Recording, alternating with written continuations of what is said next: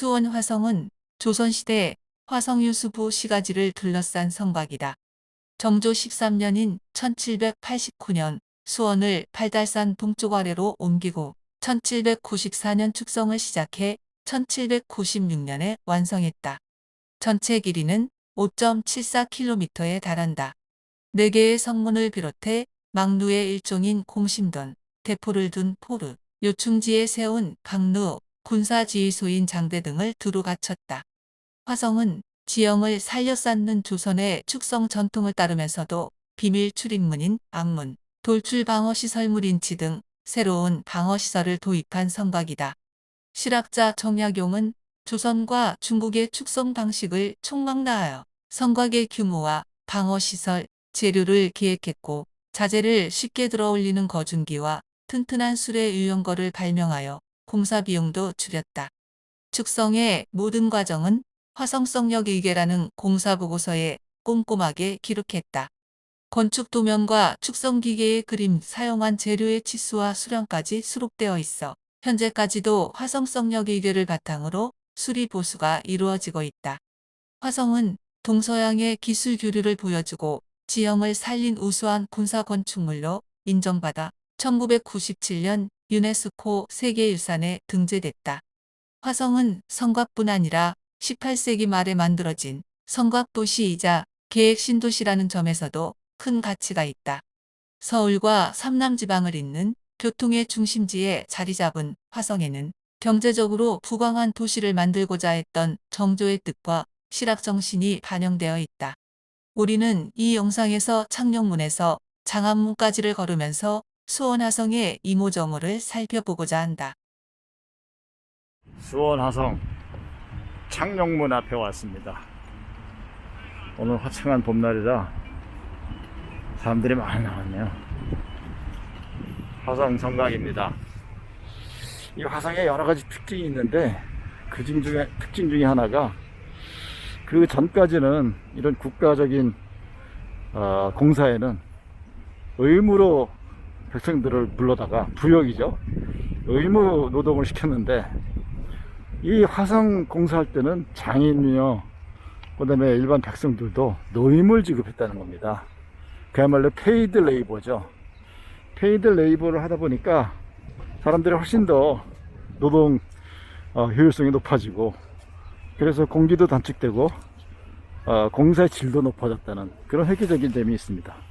자, 지금 우리는 동북노대에 왔는데 동북노대에 한번 올라가 보겠습니다. 이 동북노대는 보시다시피 일단 방어시설이죠. 여기 이렇게 창고도 있고,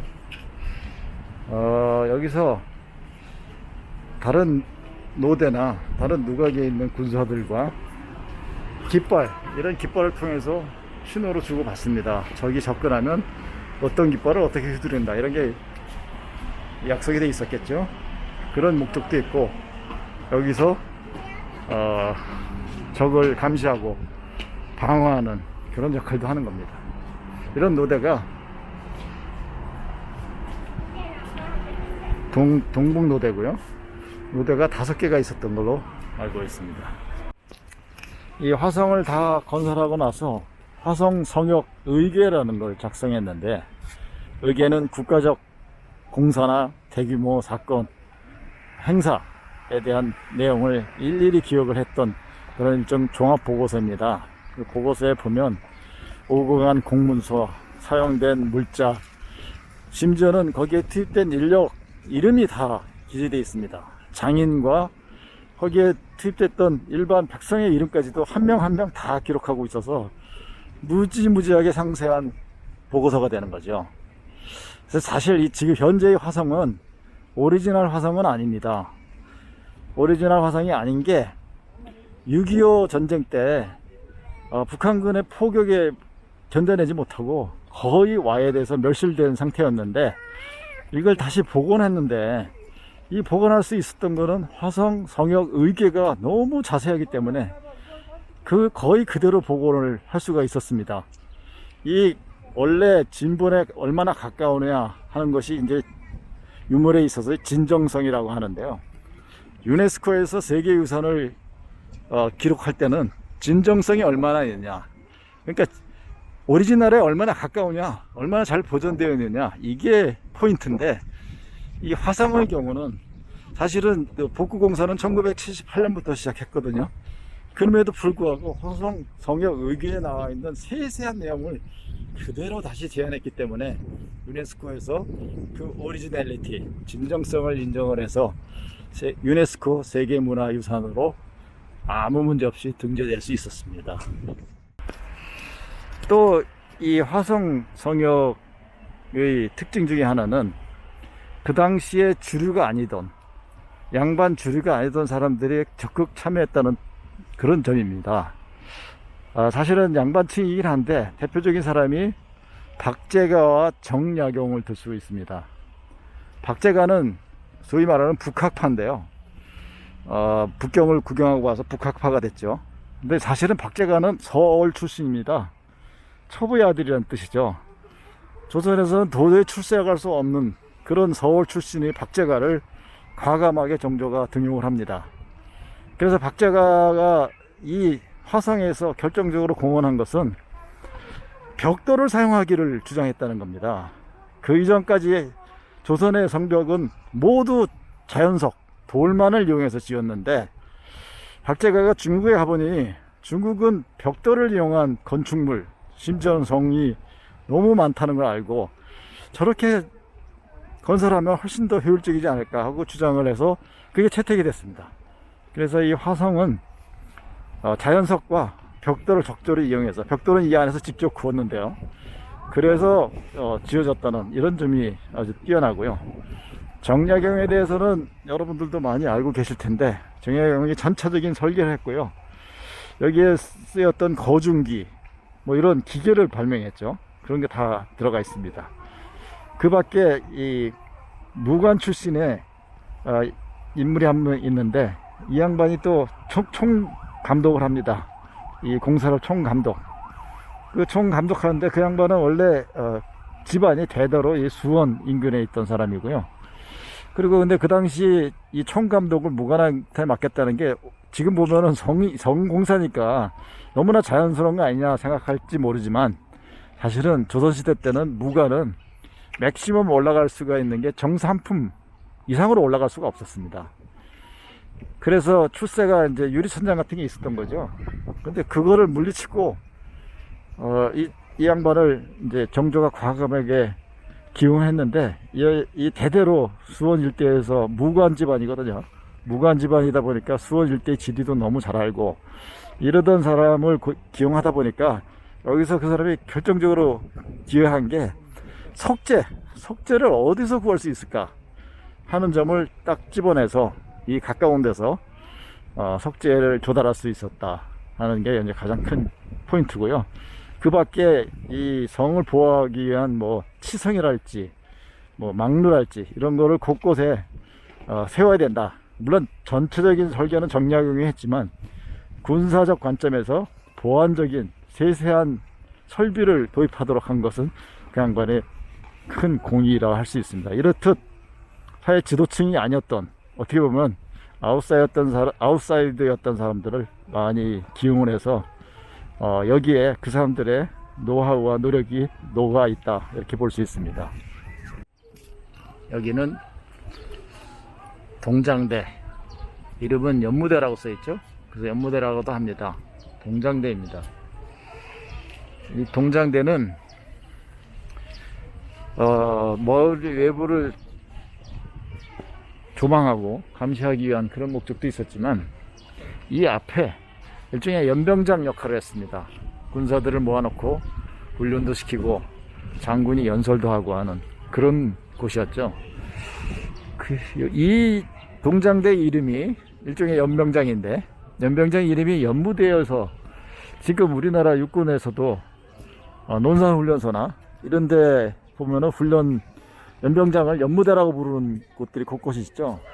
이게 같은 오리진인지는 모르겠습니다. 여기 그래서 연무대라고 되어 있는데 혹시 연결되지 않을까, 그런 생각을 한번 해봤습니다. 이게 동쪽에서는 중요한 시설이고요, 가장 중요한 시설이고, 서쪽의 서장대는 저 위에 보이는 저기 산 보이십니까? 산 꼭대기에 지붕이 하나 보이는데 저거 내지는 저 비슷한 위치에 화장대가 설치되어 있습니다.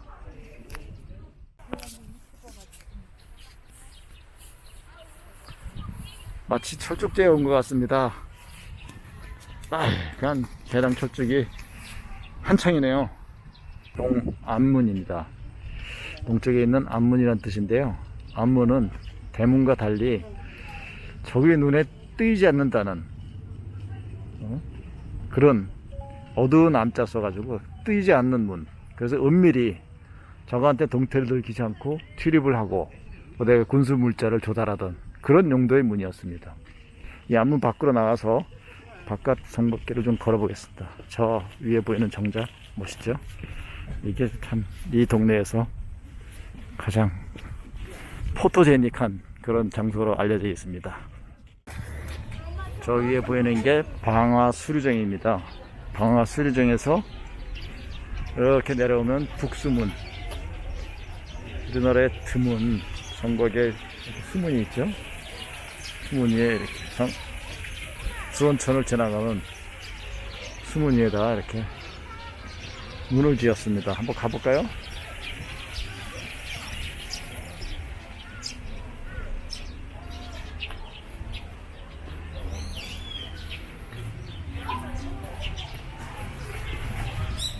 이렇게 이 다리 위에 지금 북수문이 있고요. 이렇게 지나가고 있는 것이 수원천입니다. 이렇게 수원천이 흐르고 있어요. 여기는 포루입니다. 포루는 대포할 때 포자죠. 포루 이렇게 생겼는데 이거는 임진왜란에 대한 반성에서 시작됐습니다. 임진왜란 때 전투를 하고 보니까 우리나라 성벽에 저희 말하는 치성이 없다는 겁니다. 치성. 그러니까 성벽이 삥 밋밋하게 둘러서 있을 뿐이지 성벽 밖으로 이렇게 삐져나와서 적의 동태를 살피고 적한테 기습 공격을 가할 수 있는 은신처가 없다는 거죠. 그래서 그 치성 역할을 하기 위해서 이 화성에는 이런 포루를 이렇게 둥근 성벽 앞에 튀어나온 시설을 일부러 만든 겁니다. 그리고 이 안에다 군사를 숨겨놓고 적의 동태도 감시하고 그 다음에 무기도 비장해 뒀다가 적이 접근했을 때 기습 공격을 할 수 있는 그런 시설이 되겠습니다. 이것은 북동 적대입니다. 북동치. 치라는 것은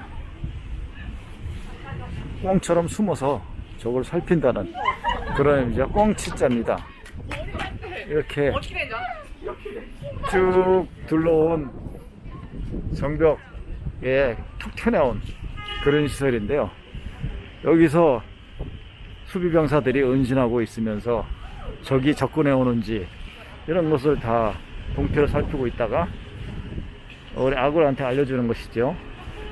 알려주고 여기서 공격도 할 수 있고. 근데 여기는 치고요. 저 앞에 보이는 게 장안문입니다.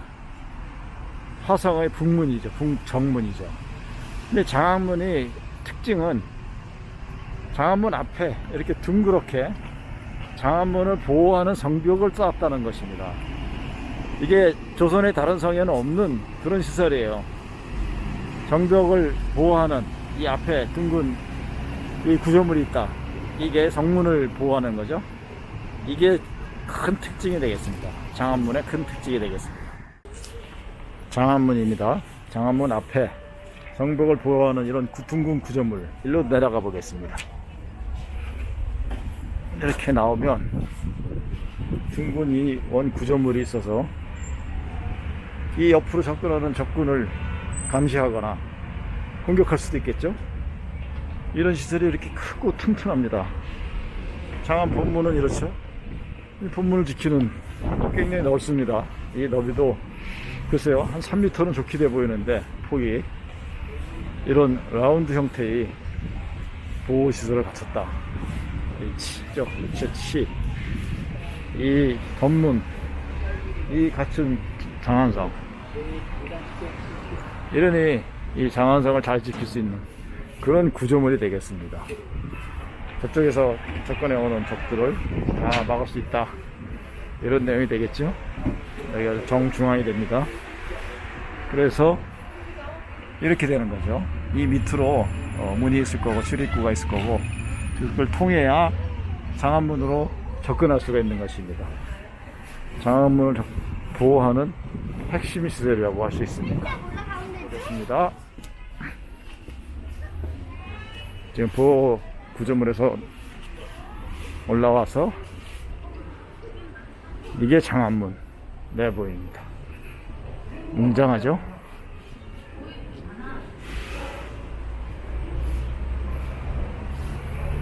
여기 2층으로 올라가는 이런 시설이 있고요. 마루가 있고, 이 중앙으로 가면, 자, 저기 보이죠? 이 병을 보호하는, 이분을 보호하는 라운드실, 이렇게 되어 있습니다. 장안문 천정 문양입니다. 저 성벽을 따라 이렇게 오는 거고요. 이 장안문을 통해서 나가면 지금 장안문을 지나고 있습니다. 이 성문을 보호하는 이 원형 구조물, 이렇게 있는 것이죠. 당연히 이 대문에 대한 보호력은 강해질 수밖에 없는 것입니다. 장안문 앞에 덧문이 하나 더 있다, 이렇게 볼 수 있는 거죠. 근데 그 덧문치고는 상당히 두꺼워서 침입자에게는 난공불락의 성이 되는 그런 모양입니다. 그 앞에 멋진 벽화도 그래 보입니다.